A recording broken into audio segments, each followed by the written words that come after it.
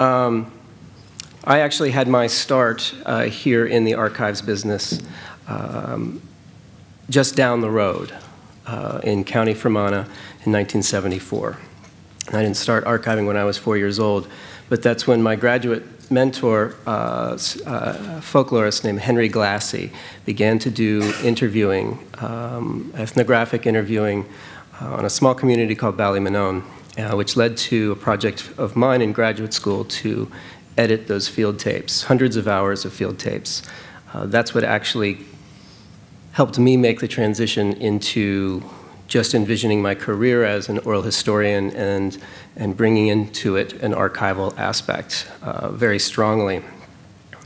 So I direct a large oral history center in the United States, the University of Kentucky. A great deal of my work really focuses on the intersection of oral history technology in an archival context. So there's the Oral History in a Digital Age website, which was referred to. I would be in trouble if I didn't mention it. Oral History in a Digital Age is an online resource of over 80 interviews, or I'm sorry, 80 articles and case studies about how to collect, curate, and disseminate oral histories in model ways. It's a wonderful resource if you get a chance. So I direct the Nunn Center of Oral History, and it was established in 1973. It now has over 9,000 interviews. It's about estimated 22,000 hours of interviews. Regularly have 15 to 20 oral history projects going on at one time.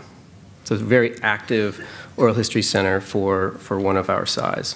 One of those projects is our current project called the From Combat to Kentucky Oral History Project, which is interviewing veterans from the Iraq and Afghanistan wars who have come back and enrolled in college at the university. And the interview is about their experience in those places with their documenting their service, but it's really about their transition home and documenting their transition from soldier to civilian, documenting their transition from civilian to student, and is profound in many ways. That project is now being used all over the world. It yielded a wonderful digital humanities aspect. It was used to create a play, verbatim docudrama that ran off Broadway for a period of time. Very successful oral history project in many ways. So, as I said, we were started in 1973. I'm going to talk to you about our digital access strategy. I have a lot of oral history interviews in my collection, and I want to sort of kick off this conference with a discussion about how we've come to enhance access to our collection and get our interviews used, because that's the goal, right? So you think about the philosophical question, right? The tree that falls in the forest with no one there to hear, there it goes, you see? Oh, they're the sound waves, traveling at the speed of sound. This isn't an analogy for a physics lesson, right? This is an analogy about meaning, and significance. And I think about oral history when I think about this analogy. Recording that story, doing that interview, right, has made sure that that individual story has made it onto the historical record. That is why most people do these interviews, right, is to make sure that that story makes it. What we've learned is if that recording is conducted and it doesn't get properly archived, oftentimes it doesn't fulfill that mission of putting that story on the historical record, whether it's due to technical obsolescence, a failure to transfer your media in time, or whether it has to do with probably the greatest archival risk of all, and that's obscurity and obsolescence, or obscurity. It sits on a shelf for 30 years and nobody listens to it. Any of you archivists out there know what I'm talking about. We all have these collections. Now, oral history in particular suffers from this fate, and we'll talk a little bit about why. Oral history is a time-based medium, right? So How fast does it take for you to work with oral history in an archival setting when it's a time-based medium? It takes time, right? You have to listen. You can't scan through audio and video effectively like you can a box of photographs or a box of manuscript collections. You can browse those and quickly get a sense. But with time-based medium, oral history in particular, you can't just skim through, because as soon as you skim through, you've missed something. And in oral history, the most profound moments could be 20 seconds or a minute, and you will have just missed it. So we need text to really make sure that these interviews can be discovered, right?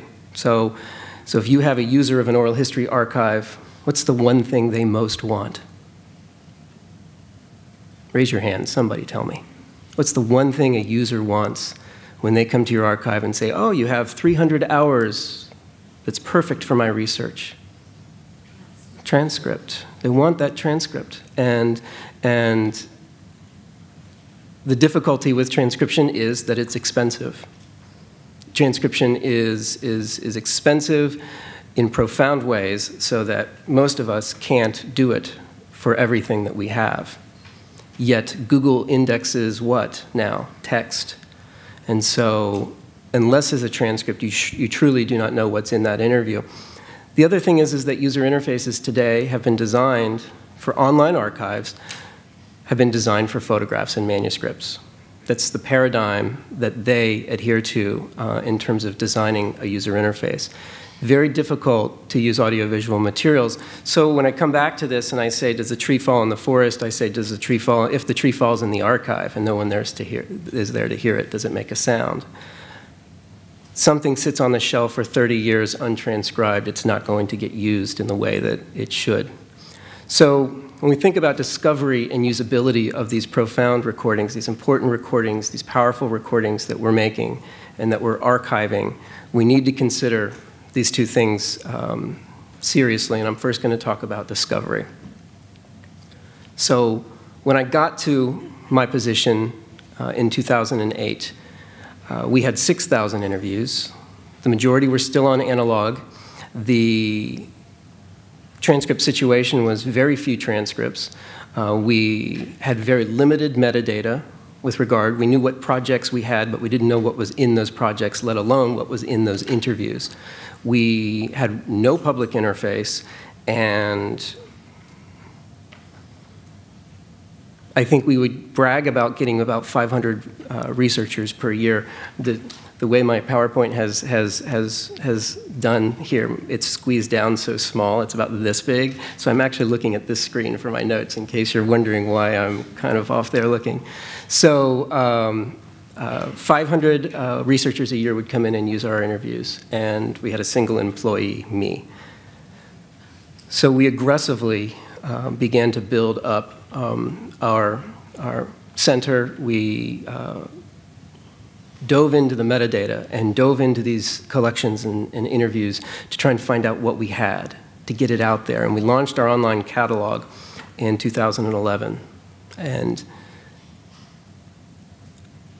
now it gets about 8,000 page views a month from all over the world. We have 9,000 interviews now that are actually getting used in profound ways. And one story that I'm going to tell is this one, the Marshall Webb story. This interview was just another interview in our archive with a World War II veteran. He was not special in any way, shape, or form, but we get requests every single day now from all over the world. And one of the requests came in from a small town in Italy called Tremensuoli, Italy. An author contacted us to request this interview. It hadn't gone online yet. In the metadata, it said that this individual had fought in the Battle of Tremensuoli, and he read a poem about that battle. So, mission accomplished. We connected a researcher with this interview. We were able to send him a copy of the interview, piece of cake, job well done. But it became clear that this particular researcher wasn't interested in just any individual who fought in that battle. This is archival footage of that battle. He was particularly interested in Marshall Webb from Campbellsville, Kentucky, because, you know, I asked him, why are you interested in Marshall Webb? because on March 30th, 1944, in this particular alley, Marshall Webb carved his name on the wall. So there it is, M.A. Webb, Seville, Kentucky, 1944, March 30th. And this individual was able to triangulate, using Google, a carving on the wall with this particular individual life story. I want you to think about that for a moment. That's pretty profound. That's pretty exciting when you think that this 4-hour interview with this particular veteran, sitting in an archive in Kentucky that had maybe been accessed 2 times, has this level of discovery. So it led to a wonderful initiative where Marshall Webb, who happened to have written over 80 poems during his time in World War II, we were able to connect with the widow and the family. And they archived all his photographs from the war, his writings, all of these poems. And now they're together with the oral history interview. I give that story as really the model of the good things about the internet. This idea of discovery is happening in profound ways, and this model that we faced in the archive with oral history is beginning to break down, right? The interview to the shelf to the transcript, and the transcript up to the research room. It was a very cumbersome, expensive process for someone to undertake. And as a result, to be honest, they didn't go through the process. We made it so difficult for our users to use these collections, largely because of the limitations of the medium, largely because of this dependency that we had on text. But when I came to the University of Kentucky, it was time for me to explore some of the talents and work that I had done with digital technologies to try and deal with this usability issue. Discovery we can do, but usability really became more challenging. So, as I said, it's a time-based medium. It requires text. If we transcribed what we brought in last year alone, I would have spent $250,000. I don't have that kind of money. And so if I'm going to provide effective access to my patrons, I needed to come up with another model. That being said, transcripts are wonderful. But one of the problems with the transcript is they're never perfect, right? They're a very flawed representation of what happened, what transpired in this wonderful, meaningful interview event. So when somebody asks for a transcript and not the audio, red flag goes up. I get nervous because then I have a strong feeling that they might quote something that wasn't said. Just the mere placement of a comma in a different place changes the entire meaning of a sentence or a paragraph. So I'm always insistent that people who are using our collections use the audio and the transcript together if they have a transcript. But even our archival systems, as they were designed, as I said, they were designed for photographs and manuscripts. When you open up a digital version of this combination, you open up a player and you open up the transcript, you can search the transcript, that's wonderful. You can hit play, that's wonderful. But the two don't talk. It's still a very analog transaction. It's in some ways no different than the woman up in the research room with the headphones and the paper transcript. Still has to forward through to try and find the corresponding place with the audio. And so I set out to try and address this situation of correlating the metadata with the audio and the video. So we created Ohms. I drew it literally on a piece of paper one day over lunch with some of our computer programmers and said, this is what I want to do. This is how I want our oral histories to be presented. It's a very simple concept. I'm not going to go too far into it, only to sort of demonstrate that what it does is it takes a textual search, in this case with one of our veterans from Iraq, searching for the word Fallujah, and with a click, you are able to choose your keyword. It then takes you to that moment in the interview. I had to do video because there we go. And the video player then switches to that moment in the audio. So we've now turned something that took a long time into something that was very efficient and effective. Now, required in that system was a transcript. And in 2009, the global economy crashed. And my transcription budget, which was funded by an endowment, was zero. And I needed to come up with another solution because I was going all around talking about how great my system was, but suddenly I couldn't afford to use my own system. So we tweaked the system here and created the ability to index the interview instead of transcribe. Now, indexing isn't new. It's been around for a long time, since analog. We would log our tapes, and we would say when someone's talking about what. But what the indexing system in Ohms does is allow you to search and take a user to the general area of that segment. You can create segments with titles, keywords, subjects, hyperlinks, GPS coordinates. You can write a little synopsis about the segment, and it will take you there within seconds. Now, is it the keyword searchability of transcription? Absolutely not. But have I gotten the users into the area where they can then decide if this is a segment that they want to use or not? Absolutely. And for very affordably. I can do indexing for 1/10 of the cost of transcription.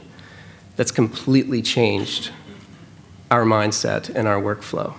We work now with the assumption, oh, there we go. So what I didn't show was you can actually link to photographs and to maps. I don't know if anybody caught that on the video.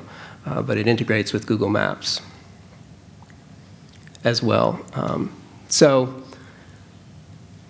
the indexing is pretty comprehensive. It can be as comprehensive as you'd like it to be. You can upload controlled vocabularies. And so if you want your indexers to use certain terms, they are given a choice of terms as they type. And they select the term that they want to use if it's in the list, and then they are able to move on very efficiently. Consistency for those catalogers out there and metadata specialists out there, consistency is vitally important. And when you have multiple indexers, this is the challenge. The Ohms interface is optimized for access, pinpoint granular access. In fact, you can even generate a link to a particular moment in the interviews. So here's an example. You create a segment link. You're able to click on the segment link. It copies and pastes a link onto your desktop or onto your clipboard, and you can paste that in another browser. So suddenly your citation could not just be the archive, could not just be the interview. Your citation could not even just be a link to an interview that's 3 hours long. Your citation could actually be a link to what you're actually citing. So did I mention it's free? So indexing is 1/10 of the cost of transcription. Use control vocabularies. You know, I've mentioned all of these things. What I haven't mentioned is we're starting to use it to engage communities. I think in some ways one of the best individuals to do the indexing is the interviewer. So a lot of our workflow is if somebody goes out and does an interview, you will come back and we'll have you do the indexing if possible, because the interviewer knows the person. They have developed a trust relationship between the interviewee and the narrator or the storyteller. So I love indexes that come in from interviewers.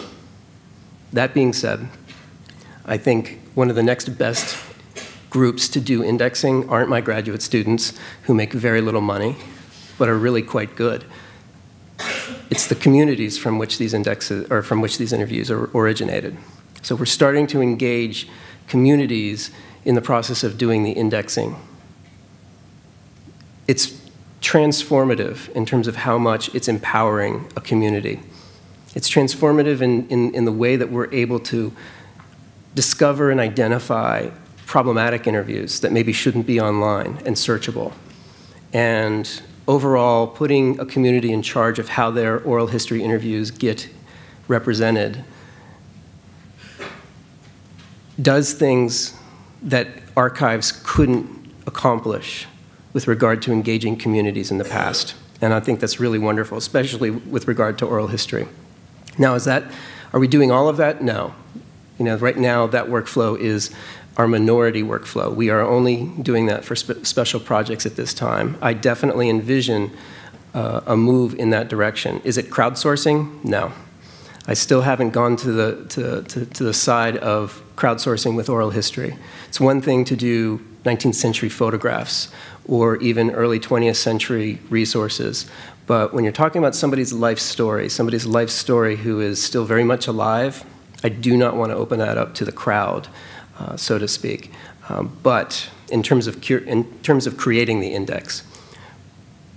But we work with trained individuals from that community, and we'll hold workshops and train them how to do indexing and train them on basic principles of controlled vocabularies and metadata, and have had wonderful success with that.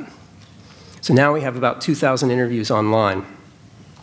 We have a collection that's getting used all over the world in profound ways. I say profound about 11 times in this presentation.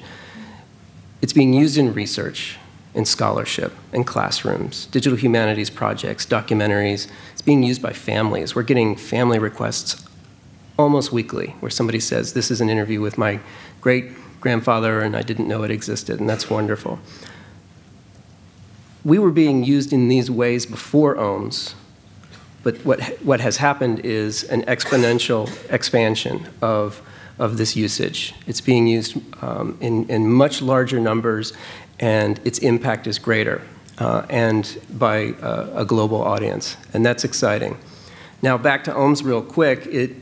One of the things that I'm going to get to start testing in December that I'm very excited about is the bilingual aspect. So you'll be able to create a bilingual index in addition to upload a transcript and a translation. So suddenly language becomes less of a barrier for access. But it's important that we remember that we can do anything with a grant, right? You can enhance access in incredible ways when you have a grant. What you can't do is sustain that workflow when the grant runs out, and the grant will run out. And oral history has been built on an inefficient and an impractical platform from a sustainability standpoint. Now, the digital recorders are becoming easy to buy, or affordable to buy and easy to use. Oral history practice is increasing. We brought in 800 interviews last year. Used to be we would bring in 150 or 200 in a good year. So oral history is increasing in activity, but unless our archival workflows change, we're going to fall further behind in our ability to enhance access to these collections. So we need usability as a key element. We need affordability, sustainability, interoperable. Ohms works with any system out there. It's designed to be universally compatible with any system. So when one system breaks, it doesn't break, or when one system updates, it doesn't break the other system. So it's flexible. You can use it however you want. There are no rules. You can use controlled vocabulary in multiple fields. You can not use controlled vocabulary. You can choose to index something or not. It's open source. It's non-proprietary. It minimizes dependencies. It's intuitive on the front end and the back end. So if community members and undergraduate students are indexing and loving it and having a great experience and asking for more, do you have more interviews for me to index from our volunteers? Fast forward, or rewind a few years, I couldn't get one single volunteer to even finish a transcript, let alone ask for more things to index. So suddenly, stories like the Marshall Webb story, this person who carved his name on the wall during this battle in Italy, can have major impact. This tremens suale aspect of his interview was a miscellaneous detail in this interview, maybe a 10 to 15 minute diversion from the fact that he was part of the group that liberated Dachau. And they took pictures, and they had incredible, incredible memories, vivid memories of that experience. The entire interview is mostly about that. probably wouldn't have made it, Tremonsuele wouldn't have made it in the metadata if it hadn't been for the fact that he read a poem. He read the poem, and therefore it went into the metadata. And therefore, that element was then eligible for discovery. So that was luck in some ways. Good metadata, good information architecture, and a little bit of luck. But in some ways in the oral history world, the moments really matter. It's the moments we need to be connecting people to. And it's the moments that people will connect with when they are experiencing an oral history interview. Very few people do actually sit down and listen to a 3.5-hour interview. But when we can make it possible for them to engage with those moments, they do. They do. So things that I want to end with is this idea that, before we open the floor for discussion, is that oral history does have an incredible impact on its users, but we weren't getting people to use it in meaningful ways. Public means really public now, though. So I can stand up here and brag about how we're putting all these interviews online and getting really excited, but that's not to say that there haven't been problems. So putting an interview online is different when you make it searchable. Google Alerts, does anybody have Google Alerts? Yeah? So when we put an interview online, we're notified by Google probably within an hour or an hour and a half that it's been crawled by the Google crawlers. That's a different level of historical record that we're facing now. So a 20-second statement embedded in a 3.5 or 4-hour interview is no longer miscellaneous when Google has crawled it, cached it, and provides access to it. When Ohms provides access to these individual minuscule moments, that creates a different form of historical record. So I'm very excited about the level of access that we're able to provide, that we're able to empower small institutions to provide. Ohms works the same way it does with a WordPress website, which is a free website platform, than it does with the California Digital Library, which is an intricate digital library platform. So as we elevate and accelerate, we do need to elevate and accelerate our efforts and our consciousness with regard to the ethics, with regard to privacy. So now, what I do like about indexing, it's a manual act, right? Somebody is listening to this interview and basically taking notes on it. But at the end of each interview, our people answer 5 questions. They answer 5 questions about the content. Is there any content in this interview that's so deeply personal that if it were your story, you would be uncomfortable putting it online and having the world click and link to it? Obviously, questions about legal issues. Were there any legal issues in this interview? Are there any privacy concerns? Da-da-da-da-da. You know, these questions, anybody who indexes an interview goes through. And suddenly I have a mechanism for knowing what is in our archive and for deciding and making that decision, should it go online or shouldn't it go online. That's not to say we're censoring these interviews in any way. We're empowering our archive to make informed decisions about putting interviews online and knowing what's there. So as our audience becomes a global audience, it's not just going to be the small community in Northern Ireland who logs onto your online archive to listen to these stories. It's going to be people from all over the world, especially the United States. And they're going to be engaging with this story in important ways, and we need to be ready. So I'm going to open up the floor for any questions now. I stuck to my time. So.